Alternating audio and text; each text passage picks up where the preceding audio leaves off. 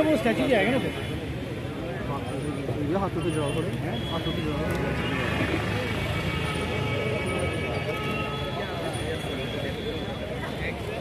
इस कार्यक्रम की शोभा बढ़ाने के लिए और महात्मा गांधी जी को श्रद्धांजलि अर्पित करने के लिए वो पैगाम यहाँ पे देंगे कांग्रेस की तरफ से, अमन के साथ रहें और शांतिपूर्ण ढंग से अपनी रियासत की खुशहाली के लिए कामयाब रहें।